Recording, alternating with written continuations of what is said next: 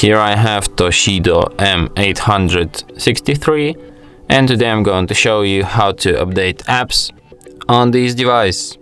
So firstly you have to open Play Store, then you have to tap here, go to the My Apps and Games, and here you can see